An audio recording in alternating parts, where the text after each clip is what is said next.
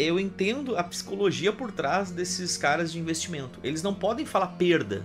Eles não podem falar que tu perdeu dinheiro, que se tu botar o teu dinheiro na bolsa de valores, tu vai ser estuprado porque a bolsa de valores é uma ferramenta para roubar dinheiro de pobre, né? Eles não podem falar esse tipo de coisa. Então eles têm que falar o quê? Não, aqui teve uma correção, corrigiu forte. Aí tu imagina tu tá lá, tu botou teu dinheiro da tua vida inteira na porra do negócio ali por causa de um desses caras, desses investidores. Aí o cara fala assim, olha, sabe aquele teu dinheiro que tu colocou ali naquele investimento? Sei sim. Ó, corrigiu forte, hein? Perdeu 50%. Entendeu? Ah, não é que tu perdeu, é que corrigiu pra baixo. Aí quem sabe ele volte a subir, né? Quem sabe ele volte a subir. Só que o pessoal não fala, né? Que às vezes uma coisa pode cair 50% quase que infinitamente, né? Até chegar a zero, né? Não é cair 50% hoje, depois cai 50% de novo, depois cai 50% de novo, depois cai... Sabe, a ação ela pode corrigir quase que infinitamente, né? 50% por dia, se tu for parar pra pensar, né, cara? Só que essa galera não fala correção, né? Não fala queda, fala corrigiu, deu uma corrigidinha aqui, tá ligado? Pessoal, bolsa de valores, entenda, ferramenta para roubar dinheiro de pobre, tá? É ferramenta para roubar dinheiro de pobre.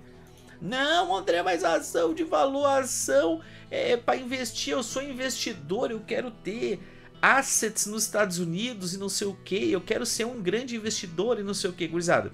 A bolsa de valores ganha do aumento do agregado M2? Diz aí. A bolsa de valores hoje, a bolsa de valores do Brasil hoje, que desde 2008 não dá lucro. Diz aí pra mim, a bolsa de valores, ela valoriza mais ou ela valoriza acima ou abaixo do aumento da base monetária brasileira? Em resumo, é o quê?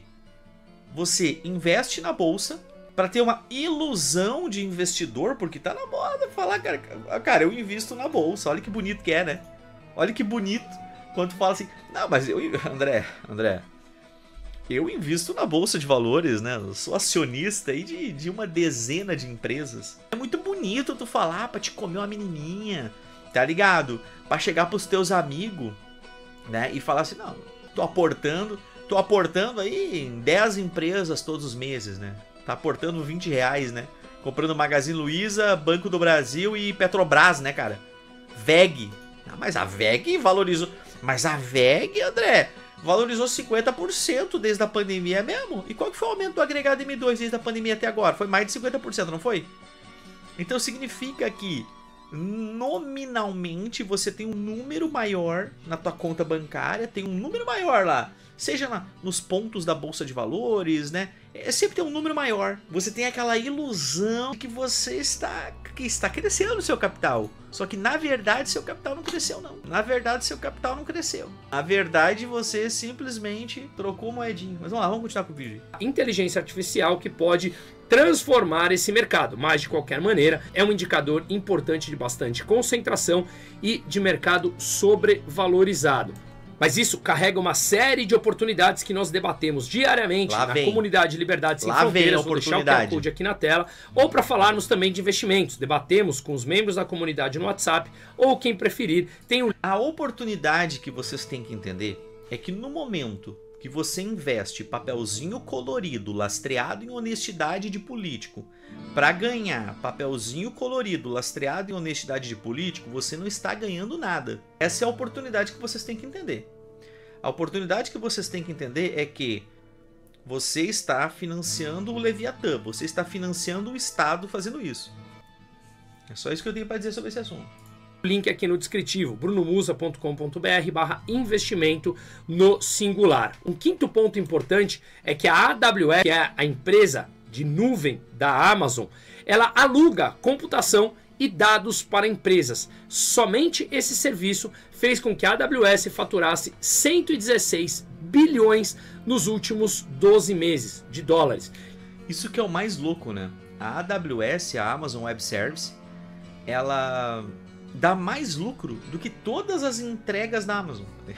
Isso representa mais do que 460 empresas inteiras do S&P 500, mostrando mais uma vez essa concentração que mencionamos nos últimos gráficos. Um outro ponto importante é que a Apple recomprou 704 bilhões em ações nos últimos 10 anos, na última década, reduzindo, obviamente, o número de ações para algo como 14 bilhões, 15 bilhões de ações. Isso mantém o preço aquecido, você tem uma demanda pela ação, demandada pela própria empresa recomprando as suas ações e que obviamente acaba subindo o lucro por ação, uma vez que você tem um número menor de ações e a empresa continua obviamente altamente eficiente. Poucas empresas no mundo, no planeta Terra, têm essa capacidade de manipular oferta e demanda da própria ação. Um dado importante a ser levado em consideração. E por que isso preocupa? Porque obviamente intensifica a concentração. Se uma ou poucas empresas decepcionarem, é claro que isso pode jogar e muito o índice S&P para baixo, levando também todas as outras bolsas mundiais e consequentemente as economias do mundo. Por enquanto, todas essas empresas parecem bastante saudáveis, investindo quantidades absurdas em inteligência artificial que pode trazer uma nova métrica para entender o valuation de cada uma dessas empresas. Mas aí que tá, né? Investir bilhões em inteligência artificial aumenta o valor da empresa. Mas é exatamente a mesma coisa quando o governo imprime dinheiro para fazer uma ponte. Aumenta o PIB do Brasil, aumenta o PIB do país. Nossa, mas o país vai investir 50 bilhões agora para fazer saneamento básico, sei lá, para fazer ponte. Saneamento não, porque saneamento ia melhorar a vida da população. Tem que fazer obra sobrefaturada, né? Ah, vai fazer um monte de ponte. Tá, mas esse valor, esse dinheiro que foi impresso pelo Estado, ele aumentou a riqueza da população, ele aumentou a lucratividade, ele aumentou a produtividade, ele melhorou a vida de alguém? Ou ele simplesmente serviu para inflar os números e falar que o Brasil está bom porque o PIB está alto? É exatamente isso que o Musa está falando agora aí, cara. Vocês estão entendendo que é exatamente isso que ele está falando? As empresas estão investindo pesadamente em IA para melhorar o ganho das empresas. Show! Mas quais que realmente vão investir 100 milhões para voltar a 200, 300 milhões e quais que vão investir 100 milhões para dizer que investiram 100 milhões para os acionistas comprarem mais ações? Você está entendendo que, tipo assim, você está entendendo que existe uma questão gigantesca em relação à manipulação no mercado de ações? Existe uma manipulação gigantesca, cara. E isso afeta a nossa vida diariamente. A Apple dá um peido lá, cai o servidor no Brasil. A Amazon, sabe? Cara, é tudo interligado essa merda. É que nem aqui no mercado de games, né? Eu tô fazendo essa live no Papa Hardware. Aqui a gente fala muito sobre jogos, sobre tecnologia. Vocês lembram da CD Projekt Red que fez o Cyberpunk 2077?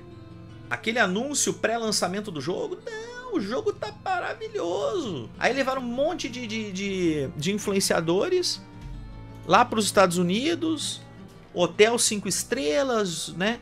Aquela putaria toda que a gente já conhece. O pessoal jogou uma demo fechada num ambiente super seguro do jogo. E todos os influenciadores do mundo vieram falando o quê? O jogo tá perfeito, o melhor jogo da minha vida. O que aconteceu com as ações da CD Projekt Red depois disso? Foram manipuladas, porque todo mundo viu, caraca, eu vou comprar a ação dessa empresa. Essa empresa tá fazendo o melhor jogo da história do planeta Terra. Essa empresa tem tecnologia, essa empresa tem isso, tem aquilo, não sei o que lá. Aí lançou o jogo, o que aconteceu? Lançou o jogo, foi até cancelado. Todo mundo que comprou o jogo teve refund do PlayStation, cara. Porque o jogo nem rodava no PlayStation base. E nem no Xbox base. A primeira vez na história que teve um jogo que teve refund dados... Não importa quanto tempo tu tivesse jogado, tu podia dar refund a qualquer momento do Cyberpunk. Então, quando o mercado de jogos abriu para a bolsa de valores, os principais clientes deixaram de ser as pessoas que compram os jogos para ser os acionistas daquela empresa. A empresa não precisa mais agradar as pessoas que compram o produto, mas sim os acionistas. Então o que as empresas estão fazendo agora nos Estados Unidos? Eu estou contando toda essa história porque o que essas empresas estão fazendo nos Estados Unidos? A NVIDIA comprou mais 25 empresas de inteligência artificial. Qual delas realmente vão ser usadas? Quais delas realmente têm tecnologias disruptivas que vão agregar valor? E quais que simplesmente eles estão torrando dinheiro para fingir para os acionistas que eles estão investindo em IA e que IA é o futuro do mundo? É isso que eu quero dizer para vocês. Então, essa parada que a bolsa tá super valorizada, que não sei o que lá, e papapá, e as empresas estão torrando dinheiro pra caralho, talvez isso esteja sendo uma coisa que vai fazer com que o tombo seja muito maior daqui 1 ou 2 anos. Talvez. Eu vejo que há inteligência artificial, eu vejo que tudo isso é o futuro do planeta Terra. É o futuro do planeta, é isso. O futuro do entretenimento, o futuro da música, o futuro da criação de conteúdo, o futuro da segurança, o futuro da medicina é IA. A IA vai trabalhar 24 horas por dia, não vai descansar. Tudo isso vai ser maravilhoso.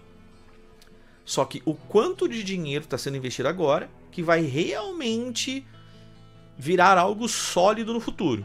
Esse é o meu questionamento. Empresas, mas os juros mais altos que vivemos, e falamos nos últimos anos que viveríamos uma próxima década de juros mais altas, as margens precisam continuar extremamente sólidas e crescentes para que, com juros altos, não acabem corroendo essa margem e, portanto, comprometendo o valor das ações. Um outro ponto importante que eu mencionei no começo do livro é que o Bitcoin, sendo usado como caixa por algumas empresas, que inclusive algumas delas já levantaram 70 bilhões de dólares somente em 2025 para comprar o próprio Bitcoin. Isso obviamente pode dar uma falsa sensação de que a empresa está muito bem, porque o preço do Bitcoin vem subindo, o que acaba puxando o valor da empresa, que possui em seu caixa uma quantidade bastante alta da criptomoeda. E de novo, você tá entendendo? O cara tá comprando Bitcoin porque ele diz que o futuro do Bitcoin vai ser interessante. Ter ter dólares em caixa, ou ter Bitcoins em $1 milhão ou 1 milhão de Bitcoins. Se você tivesse que guardar agora $1 milhão ou 1 milhão de Bitcoins, daqui 5 anos, qual que vai estar mais valorizado? Qual que vai valer mais? $1 milhão ou 1 milhão em Bitcoins? As empresas já estão fazendo isso para quê? Para manipular o caixa. Para manipular no relatório final, lá no final do ano, os acionistas vão rolar aquele PDF lá para baixo. E vão olhar assim, quanto é que tem em caixa? Tem tanto, show de bola, tá? Se tem mais caixa, tem mais dinheiro, se tem mais dinheiro a empresa vale mais, então eu vou investir mais. Manipulação de mercado. Bolsa de valores é uma ferramenta para roubar dinheiro de pobre. Passo aqui toda a minha defesa ao Bitcoin, não tem nada a ver com isso, mas isso pode mascarar uma empresa que não está entregando margens e resultados sólidos e vê o incremento do valor das suas ações por conta de ter uma quantidade expressiva de Bitcoins em sua carteira. E funciona até que o Bitcoin tenha algum dia alguma correção, e sabemos que no ciclo ele vem tendo correção. Novamente, não é queda, é correção. Importantes, mantendo sempre uma tendência de alta. Portanto, importante ser frisado esse ponto. Assim, um evento isolado pode virar basicamente um risco global.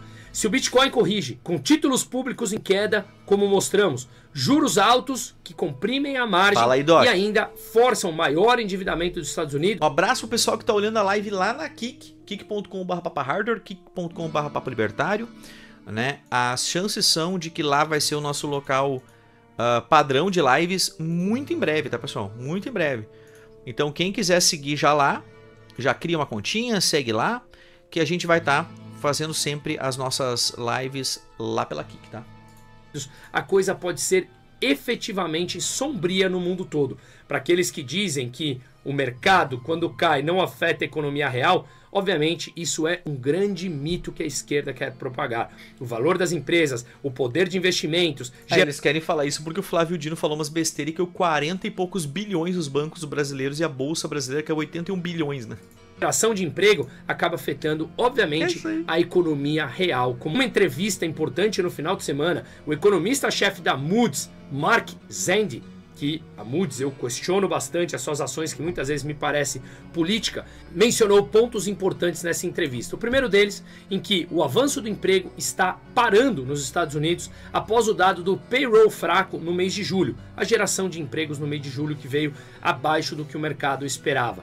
O PPI, que é o índice de inflação ao produtor, lá no começo da cadeia produtiva, surpreendeu e está acima do que o mercado esperava. Só que o CPI, ou seja, a inflação ao consumidor, ainda não refletiu esse aumento do PPI. Será que as empresas, portanto, estão represando o aumento de preços oriundo possivelmente da tarifa e ainda da quantidade de dólares em circulação provocada na última década e meia? Será que eles vão passar isso para o consumidor final e refletir no CPI, na inflação ao consumidor? Me parece que as empresas ainda não estão repassando, até mesmo para manter o seu mercado, o que isso aperta, comprime a margem da própria empresa. Metade da alta do S&P 500 nesse ano veio de empresas de inteligência artificial que não necessariamente são afetadas pelas tarifas. E claro, a Big Beautiful Bill, aquele plano de cortes de impostos anunciados por Trump também ajudam, obviamente, a impulsionar as ações, além de, claro, todo o campo da especulação e fluxo, que puxa o mercado, mantendo ele em níveis altíssimos, batendo recordes atrás de recordes, como se o mercado estivesse sendo complacente com tudo o que está acontecendo no mundo. Não apenas guerras na parte geopolítica, como também de dívida de grande parte dos países e dos Estados Unidos. Ele também mencionou na entrevista que, mostrando dados, o consumo das famílias estão estagnados nos Estados Unidos. Manufatura, construção, mineração, agricultura, transporte e distribuição já apresentam números em recessão nos Estados Unidos. Portanto, quando o ritmo de emprego se torna negativo, sempre na história americana teve uma recessão. Isso não significa uma recessão muito profunda, mas algum nível de recessão, conforme a gente consegue ver nesse gráfico aqui do FRED, que é o Federal Reserve Economic Data, que é o maior banco de dados do mundo de números econômicos, e cada linha cinza mais profunda que vocês veem aqui nesse gráfico foi um período de recessão nos Estados Unidos. Quanto maior, obviamente, mais profunda a recessão. E repare que o nível de emprego tende a cair e a recessão vem logo depois. Muitas empresas estão até receosas em demitir, mas elas terão que demitir se as margens continuarem se comprimindo, até mesmo pela taxa de juros mais altas. E por que receosas? Porque muitas demitiram durante a pandemia e logo a recuperação foi muito rápida e os custos de tudo isso foi muito alto, comprometendo o caixa da empresa.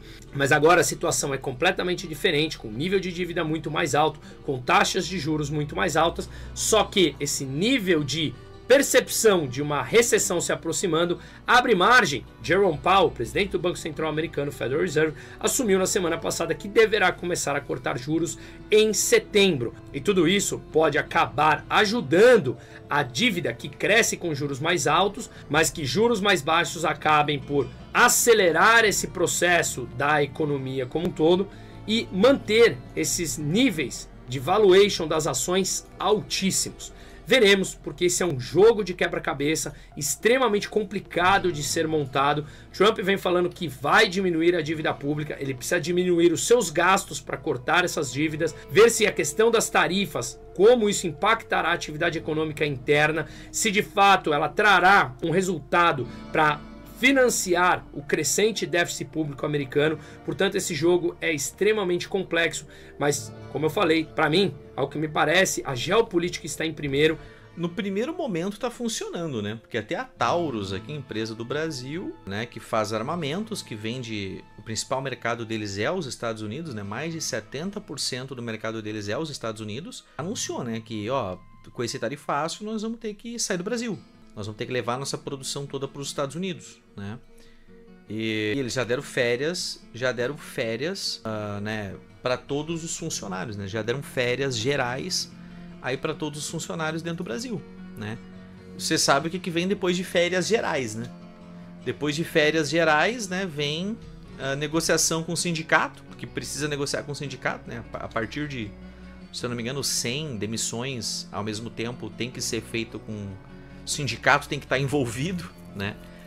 Mas eu tenho certeza absoluta que não vai ser problema para eles isso, até porque tem aquela outra empresa, né? Que é 3 letras, né? Eu não lembro agora qual que é a empresa, o nome exato.